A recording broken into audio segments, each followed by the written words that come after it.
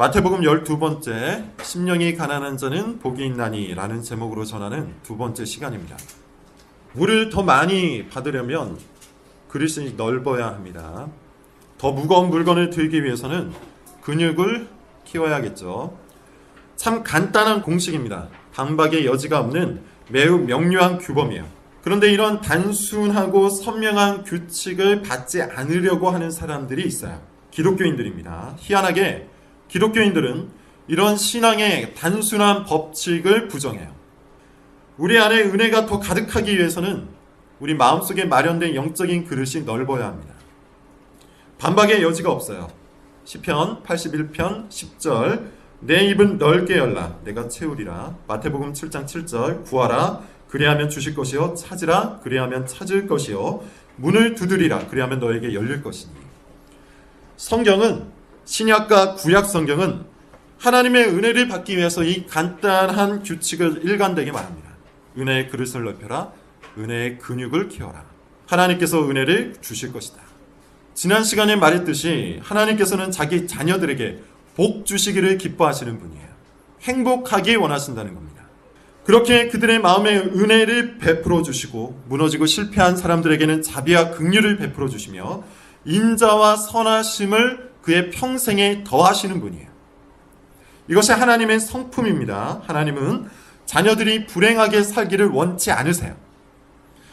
그럼에도 불구하고 그리스도인이라 자처하는 사람들이 불행한 인생을 사는 이유는 어디에 있을까요? 스스로 믿는다 하는 사람들이 삶이 행복하지 않은 이유는 어디에 있습니까? 하나님으로부터 오는 복을 스스로 거부하기 때문이에요. 하나님께서 선물로 주시는 행복을 싫어합니다. 대신에 자기 손으로 만들어내는 인생의 행복, 즉 인생의 가치와 의미를 더 귀하게 여겨요. 참된 만족과 행복을 누리는 그 방법으로 자기의 방법을 신뢰한다는 겁니다. 성경 한 구절만 확인해 보죠. 예레미야 2장 11절부터 13절입니다. 중요한 말씀이니까 우리 같이 한번 찾아서 읽겠습니다. 예레미야 2장 11절부터 13절이에요. 같이 한번 읽어보도록 하죠. 11절부터 13절 시작. 어느 나라가 그들의 신들을 신 아닌 것과 바꾼 일이 있느냐. 그러나 나의 백성은 그의 영광을 무익한 것과 바꾸도다. 너 하늘아 이 일로 말미암아 놀랄지어다. 심히 떨지어다. 두려워할지어다. 여호와의 말씀이니라. 내 백성이 두 가지 악을 행하였나니 곧 그들이 생수의 근원되는 나를 버린 것과 스스로 웅덩이를 판 것인데 그것은 그 물을 가두지 못할 터진 웅덩이들. 예레미야는 유대가 망할 때 그 심판의 당위성을 선언했던 선지자죠. 심판의 당위성, 너희는 망할 수밖에 없다. 이것을 외쳤던 선지자예요. 하나님의 택한 백성이라고 자처하던 유대 백성이 망한 이유 무엇입니까? 하나님 앞에서 악을 행했기 때문이에요. 13절을 보시면 두 가지 악을 행했다고 하는데 첫 번째 악이 무엇입니까? 하나님을 버린 겁니다. 두 번째 악은 뭐죠? 스스로 웅덩이를 판 겁니다. 하나님을 버리고 스스로 웅덩이를 팠어요. 그리고 사실 이 두 가지는 서로 연결되어 있는 악입니다. 연결되어 있는 죄예요. 하나님께서는 생수의 근원이 되시죠. 깨끗하고 활력이 넘치는 생명수를 자기 백성들에게 무한대로 제공하시는 우리의 좋은 아버지가 되십니다. 하나님을 섬기면 하나님으로부터 좋은 것들을 선물로 받아요. 인생의 의미가 가득하고 삶이 즐겁고 활력이 넘칩니다. 행복합니다. 복된 인생이 시작됩니다. 삶의 배경과 상관없이 참된 행복을 느낍니다. 하나님께서는 자기 백성들에게 생명의 복을 한없이 베풀어 주시는 은혜와 자비가 많으신 분이에요. 이것이 성경의 선언이에요. 그런데 놀랍게도 유대 민족은 하나님의 택한 백성이라고 자처했던 유대 민족은 스스로 하나님을 버렸어요. 하나님 대신에 다른 신들을 택합니다. 예레미야는 이 우상 숭배를 스스로 웅덩이를 판 행위라고 정의해요. 생각해보면 당연한 겁니다. 모든 사람은 물을 마셔야만 살 수가 있죠. 마찬가지로 영적 존재인 사람은 영적인 물을 마셔야만 영적인 삶을 살아갈 수 있어요. 조금 쉬운 말로 이야기하면 모든 사람들은 자기 인생의 의미와 가치를 붙들어야만 살 수 있다는 거예요. 공급받아야만 살 수 있다는 거예요. 무의미한 인생, 무가치한 인생을 살아갈 힘을 얻지 못합니다. 그런데 유대민족은 하나님으로부터 오는 이 인생의 의미와 가치를 스스로 끊어버렸어요. 대신에 뭘 합니까? 스스로 자기 손으로 인생의 의미와 가치를 만들어내기 위해 노력합니다. 스스로 웅덩이를 판 거예요. 이 웅덩이에 있는 물은 어떤 물입니까? 썩은 물이에요. 병균이 가득한 물이에요. 이 물을 마시면 병이 들 수밖에 없어요. 이 물을 마시면 죽어갈 수밖에 없어요. 스스로 웅덩이를 판 사람들은 인생이 복될 수가 없다는 겁니다. 행복을 느낄 수 없다는 거예요. 자기 인생의 의미와 가치를 스스로 창조해내기 위해서 항상 경쟁적입니다. 그래서 늘 바쁘죠. 그래서 늘 경쟁적이고 늘 시기하고 늘 질투하고 늘 미워하고 늘 분노합니다. 남의 말 한마디에 발끈합니다. 기분 나빠하고 불쾌감을 표출합니다. 똑같이 갚아주려고 하고 험담을 합니다. 그렇게 해야 자기 인생의 의미와 가치가 더해질 줄로 아는 거예요. 그러니 행복하겠습니까? 그렇게 사는데 평안하겠습니까? 하나님이 공급하시는 물은 활력이 넘치고 생기가 가득한 물이에요. 이 물을 마시는 사람은 인생이 복됩니다. 삶이 행복합니다. 제 말이 아니죠. 성경의 선언이에요. 그러나 이 물의 공급을 스스로 끊고 스스로 차단하고 자기 손으로 만든 웅덩이의 물을 마시는 사람은 그 썩은 물 때문에 스스로 병들어 죽어간다는 거예요. 불행한 인생을 산다는 겁니다. 즐거움 대신에 쾌락을 추구하고 평안 대신에 성공을 꿈꾼다는 거예요. 하나님은 이것을 나의 백성이 영광을 무익한 것과 바꾸었다고 말했습니다. 나의 백성이 영광을 무익한 것과 바꾸었도다. 얼마나 어리석습니까? 하나님께서 자기 자녀들에게 행복과 즐거움과 평안을 주시려고 잔뜩 싸맨 채 기다리고 계신데 하나님을 믿는다는 사람들이 그것을 거부하는 거예요. 자존심 상해하는 거예요. 그냥 자기 손으로 만들어 즐기겠다는 거예요. 그것이 얼마나 무익한지, 그것이 얼마나 헛된 것인지, 그것이 얼마나 악한 것인지 모른 채 자기 손으로 만든 썩은 물을 마시겠다는 것이죠. 이런 인생이 어떻게 행복할 수 있겠습니까? 어떻게 복될 수 있겠습니까? 여러분, 앞서 말한 것처럼 그리스도인의 삶을 향한 성경의 교훈은 간단하고 명료합니다. 하나님께 의지해서 하나님이 주시는 복을 누리라는 거예요. 하나님께서 주시는 선물을 아이처럼 간절히 사모하여 그 선물을 즐거워하라는 거예요.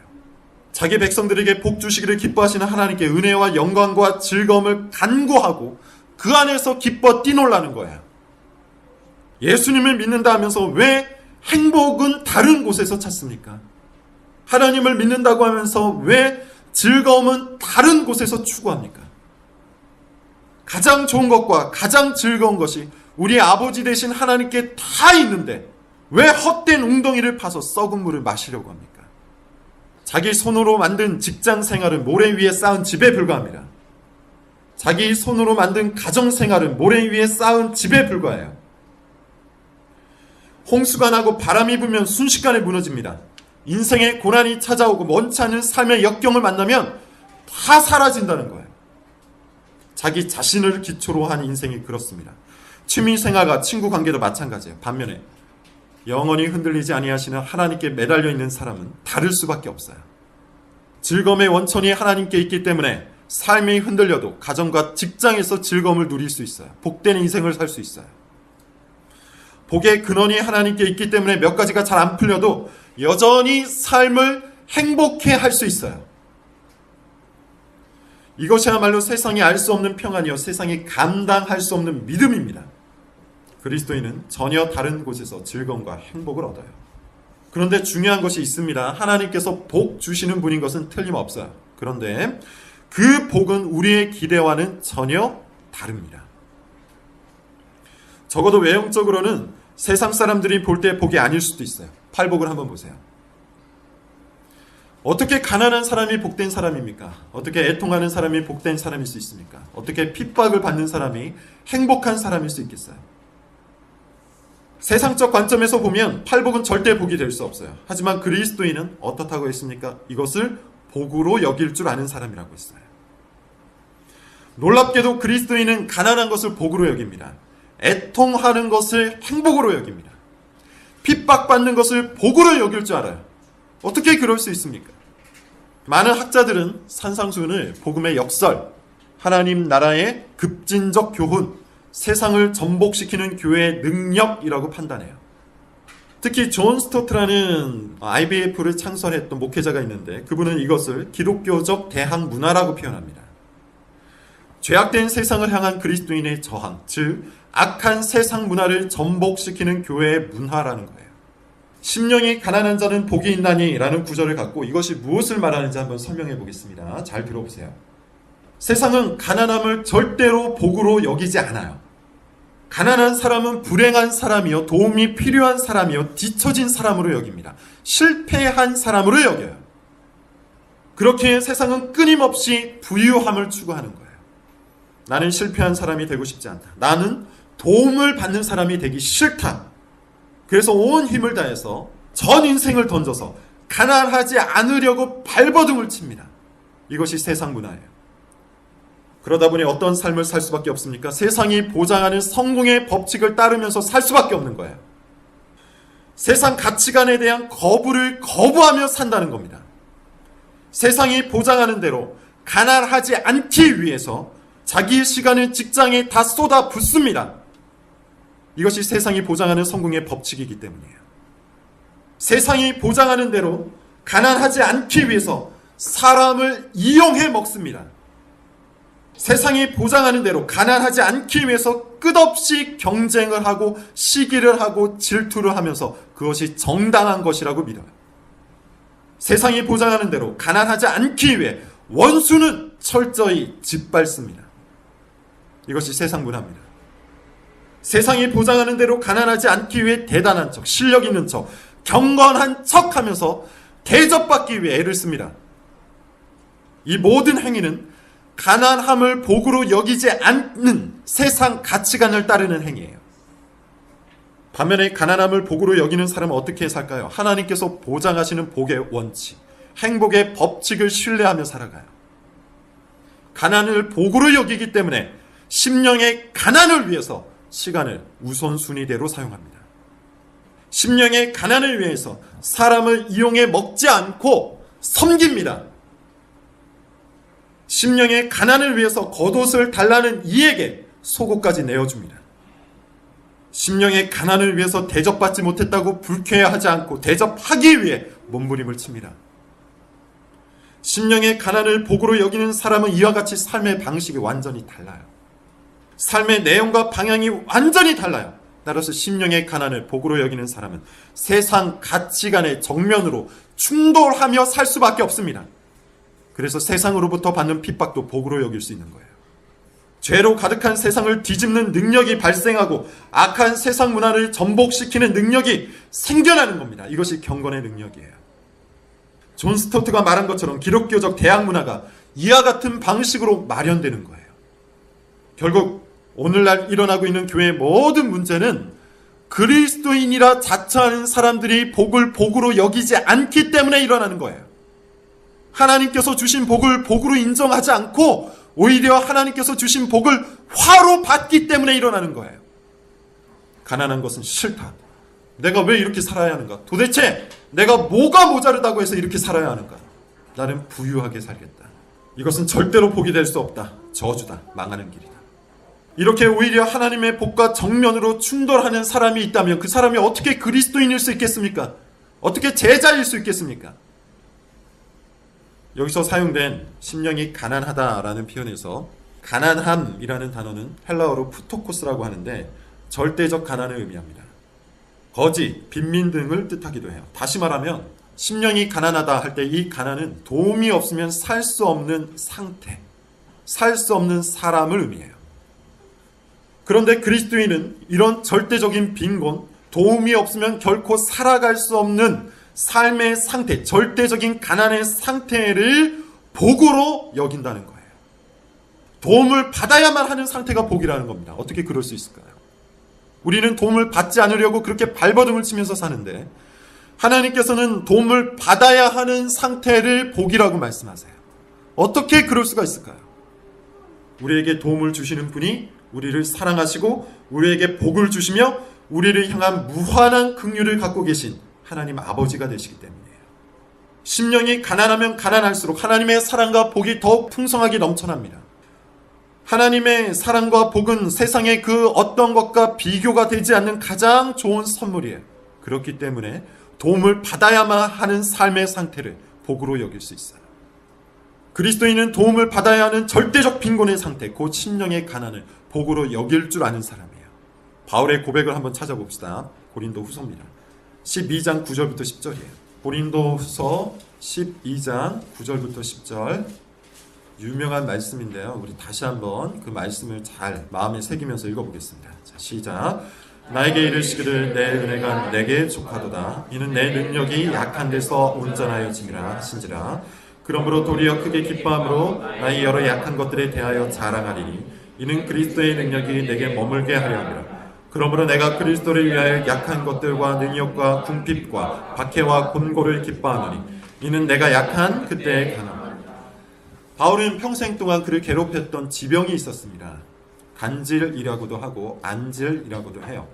그것이 무엇이든 간에 이 병은 바울을 상당히 힘들게 했어요. 3번이나 이 병을 고쳐달라고 간구했다고 합니다. 그만큼 이 병은 바울의 마음을 괴롭혔고요. 사역에도 큰 어려움을 줬어요. 바울의 치명적인 약점이었습니다. 그런데 하나님께서 뭐라고 응답하십니까? 나의 은혜가, 너를 향한 나의 은혜가 충분하다. 넘쳐난다. 내 능력은 약한 데서 온전하여지기 때문이다. 어떻습니까? 여러분 마음에 드는 답변입니까? 이것보다는 알았다. 내가 한번 내 능력을 제대로 보여주마. 사역하기도 힘들었을 텐데 내가 고쳐줄 테니 나를 위해서 더 열심히 일해라. 이런 말씀이 더 마음에 들지 않습니까? 그런데 하나님은 전혀 엉뚱한 말을 하세요. 충분하다. 내 은혜가 내게 충분하다. 너에게 넘치도록 나의 은혜가 있다. 왜냐하면 나의 능력은 약한 곳에서 더욱 풍성해지고 더욱 온전해지기 때문이다. 너의 약함 속에서, 너의 결핍 속에서, 너의 상실 속에서 나의 능력은 더욱 넘쳐날 것이기 때문에 너에게 주어진 은혜는 족하다. 이런 결핍의 은혜, 약함의 은혜를 말씀하세요. 이때 바울이 어떻게 반응합니까? 이것을 정말 복으로 여기죠. 이 결핍의 은혜, 약함의 은혜를 정말 행복으로 여겨요. 이렇게 말합니다. 그렇습니다. 하나님, 내게 은혜가 넘칩니다. 그동안 나는 나의 약한 것을 부끄러워했습니다. 그것을 실패와 저주를 여겼습니다. 그런데 사실 이것이 복이었군요. 이 약한 것들 속에서 하나님께서 은혜로 동행하여 주셨군요. 이제는 나는 이 약한 것들을 자랑하겠습니다. 이 약한 것들로 인해 기뻐하겠습니다. 여기에 복이 있고 여기에 영광이 있음을 믿습니다.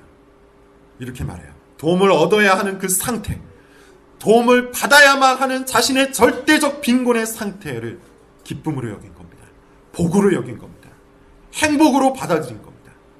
심령의 가난을 복으로 여기겠다는 거예요. 어떻게 이럴 수 있습니까? 그 가난한 심령 속에 하나님께서 은혜를 넘치도록 부어주신다는 약속을 믿었기 때문에, 그 약하고 무너진 마음 속에 하나님께서 능력으로 함께 해주신다고 약속하셨는데 그 약속을 믿었기 때문에 도움을 받아야만 하는 자신의 영적인 궁핍이 하나님과 함께 동행하는 영광의 길이 된다는 사실을 믿었기 때문에 이는 그리스도의 능력이 내게 머물게 하려 합니다.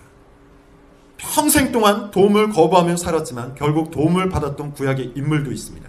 도움을 받았던 그 상태가 복된 것이었음을 인정했던 구약의 인물 야곱이에요. 창세기 48장을 찾아봅시다. 15절부터 16절입니다. 평생 동안 도움을 거부하며 살았지만 결국 도움을 받는 상태가 가장 복된 것임을 깨달았던 구약의 인물 야곱의 고백입니다. 창세기 48장 15절부터 16절이에요. 같이 한번 읽어봅시다. 시작. 그가 요셉을 위하여 축복하여 이르되 내 조부 아브라함과 아버지 이삭이 섬기던 하나님, 나의 출생으로부터 지금까지 나를 기르신 하나님, 나를 모든 환난에서 건지신 여호와의 사자께서 이 아이들에게 복을 주시오며 이들로 내 이름과 내 조상 아브라함과 이삭의 이름으로 칭하게 하시오며 이들이 세상에서 번식되게 하시기를 원하노라. 누구의 축복이라고 했죠? 야곱의 축복입니다. 야곱은 어떤 사람이에요? 평생을 어떻게 살았습니까? 무서운 경쟁심을 갖고 있었던 사람이에요. 태어날 때부터 형이었던 에서의 발꿈치를 잡고 태어났던 사람이에요. 끝없는 두려움을 품고 남들을 속이고 짓밟으면서 그것을 복으로 여기면서 살았던 사람이에요. 자기 웅덩이를 스스로 파며 살았던 인생이었다는 겁니다. 형이었던 에서와 경쟁에서 이겨냈습니다. 그렇지만 도리어 실패한 인생을 살았죠. 외삼촌이었던 라반과 경쟁해서 이겨냈습니다. 근데 사실 그것이 불행한 인생이었어요. 자기는 복인 줄 알고 덥석 붙잡았던 그 모든 것들이 사실은 모두 화라는 것을 나중에 깨달았던 겁니다. 야곱은 평생 동안 자신이 도움을 받아야만 하는 상태라는 것을 부정하면서 살았는데 결국 마지막 순간에는 자신의 실존이 도움을 받아야만 하는 존재라는 것을 깨달았던 거예요. 그가 뭐라고 고백하고 있습니까? 나의 출생으로부터 지금까지 나를 기르신 하나님, 나를 모든 환난에서 건지신 여호와의 사자라고 고백하죠. 한마디로 이야기하면 나는 평생 동안 도움을 받고 살았다, 이렇게 고백하는 거예요. 나는 태어날 때부터 죽는 지금 이 순간까지 하나님의 도움을 받으면서 살았습니다. 고난을 당할 때나 형통할 때나 하나님께서는 항상 나를 돌보시는 분이셨습니다. 나는 도움을 받아야 하는 상태였고 하나님은 항상 도움을 주시는 분이었습니다. 나는 복된 사람이었습니다. 이것이 야곱의 고백이에요. 야곱은 자신의 영적인 실존, 영적인 파산 상태, 도움을 받아야만 하는 절대 빈곤의 상태를 복으로 받았습니다. 이것은 신구약 성경 전체의 주제이기도 합니다. 모든 사람은 도움을 받아야만 하는 영적 파산 상태의 존재예요. 그리고 하나님께서는 그런 빈곤의 상태를 도울 수 있는 유일한 구원자가 되십니다. 룻기가 바로 그 얘기예요. 룻기 1장 21절, 내가 풍족하게 나갔더니 여호와께서 내게 비어 돌아오게 하셨느니라. 여호와께서 내게 비어 돌아오게 하셨느니라. 나오미의 가족들은 자신들이 도움을 받아야 하는 존재라는 것을 몰랐어요. 여전히 풍족한 줄 알았어요. 자기네 손으로 더 풍족하게 살기 위해 모압으로 떠났습니다. 그런데 하나님께서 그들을 텅 비게 만드셨어요. 그리고 드디어 나오미가 자기 자신이 완전히 파산한 존재라는 것을 깨달았을 때, 도움이 절대적으로 필요한 존재라는 것을 깨달았을 때 하나님께서 한없는 도움을 베푸세요. 그래서 룻기 1장에서는 텅 비어 있었던 나오미의 인생이 룻기 4장에서는 풍성하게 채워지는 이야기로 끝나는 겁니다. 이것이 바로 복음이에요.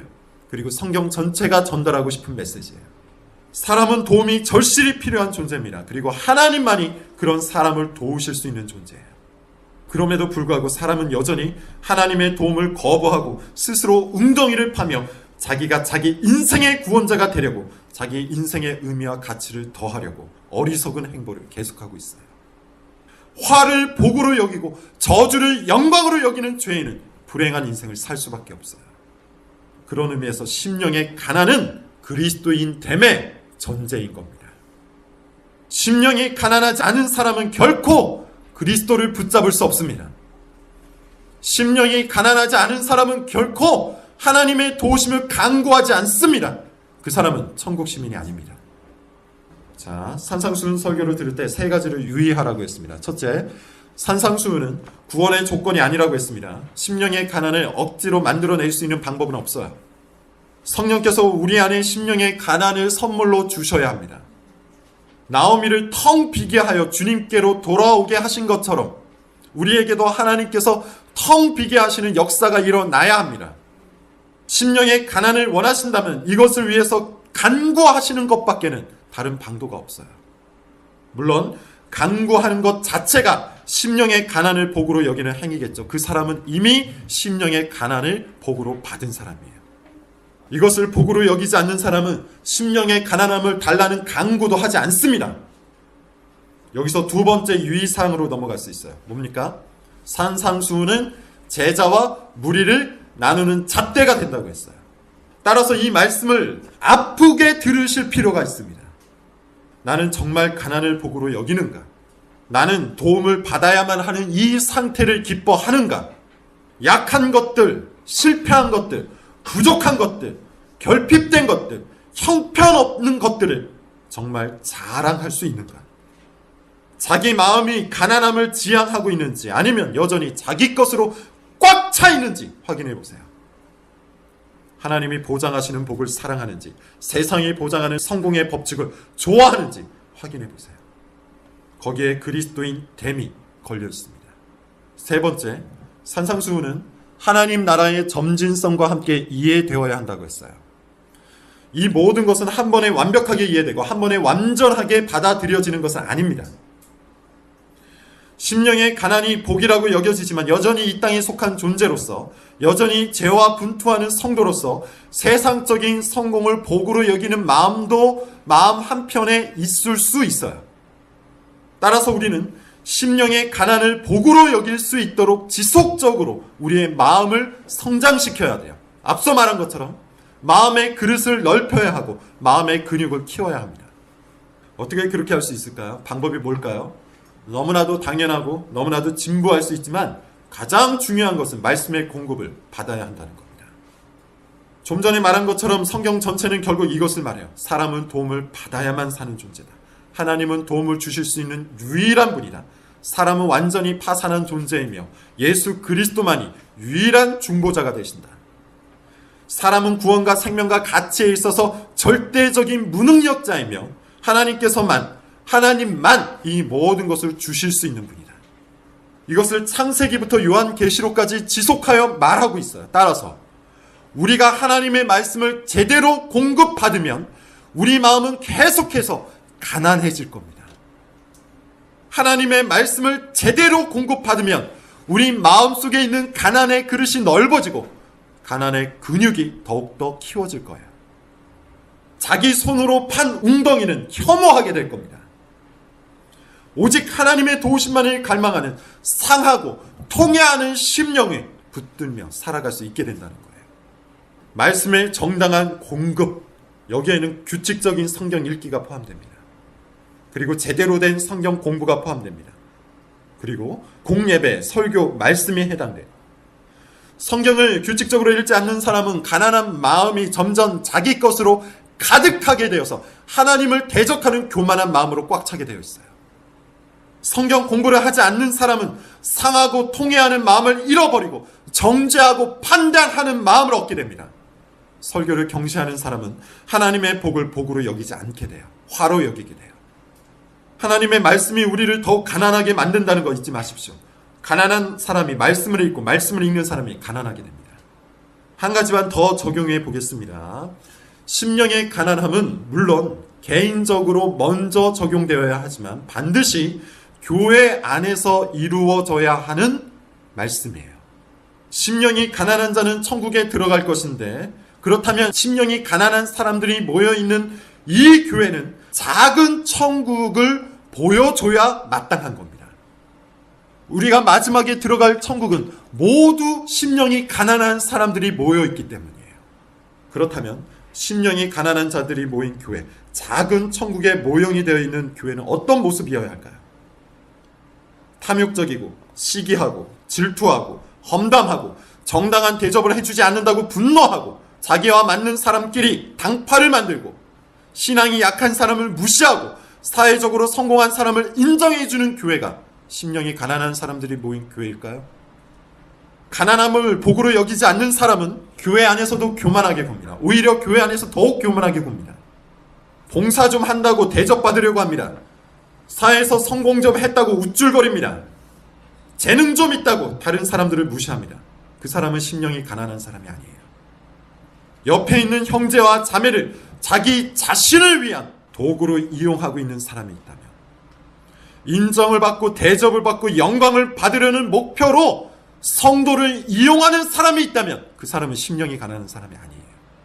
심령이 가난한 사람들이 모인 교회는 확실히 달라야 합니다. 절대 사람을 자기를 위한 도구로 여기지 않아요. 오히려 나를 희생해서 섬깁니다. 대접받으려고 하기보다는 대접하기 위해 노력합니다. 불평과 험담과 시기와 질투보다는 온 힘을 다해서 섬기고 사랑합니다. 자기 마음에 드는 사람, 자기 기분을 맞춰주는 사람하고만 팔을 만들지 않고 오히려 약하고 소외된 사람을 더욱 마음에 담고 잘해줍니다. 봉사하면서 늘 무익한 종임을 고백하고 자기 재능이 하나님께로 왔다는 사실을 겸손히 인정하며 자기의 성공이나 재능을 드러내지 않습니다. 심령이 가난한 사람은 자신이 늘 하나님의 도움을 받는 것처럼 다른 사람도 늘 도와주려고 몸부림을 칩니다. 심령이 가난한 사람들이 모인 교회는 그렇기에 천국의 울림이 있고 천국의 복됨을 드러냅니다. 여러분, 우리는 지금 어떤 교회를 만들어 가고 있습니까? 우리 교회는 지금 어디쯤에 와 있습니까? 당연히 심령이 가난한 자들이 모인 교회로 만들어 가야 하지 않겠습니까? 만약에 여러분 머릿속에 나는 교회에서 제대로 대접을 받지 못하고 있다. 교회 사람들에게 서운한 것이 많다. 이 사람들은 나를 전혀 이해해주지 못하는 것 같다. 이런 생각으로 가득하다면 여러분은 심령이 가난한 사람이 아닙니다. 사람을 자신을 위한 수단으로 여기고 있는 겁니다. 대접하기보다는 대접받고 싶은 겁니다. 이런 사람은 오늘 본문이 말하는 것처럼 천국에 합당하지 않은 사람이에요. 심령이 가난한 자는 복이 있나니 천국이 그들의 것이며. 말씀을 맺겠습니다. 심령의 가난은 그리스도인 됨의 전제예요. 하나님께 도움을 받아야만 살 수 있는 전적 파산의 존재, 절대 빈곤의 상태임을 인정하고 그분의 도우심을 복으로 여기는 사람, 그 사람이 심령이 가난한 사람이에요. 그 사람은 천국을 얻습니다. 심령의 가난은 말씀을 통해서 더욱 함양될 수 있는데 무엇보다 심령의 가난은 교회 안에서 열심히 적용되어야 해요. 그런 실천적 성품이 되어야 합니다. 더 정확히 말하면 교회 안에서 적용되지 않는 심령의 가난은 심령의 가난이 아니에요. 교회가 심령의 가난함을 복으로 여길 때 이 품성은 세상을 전복시키는 하나님의 능력, 복음의 능력이 됩니다.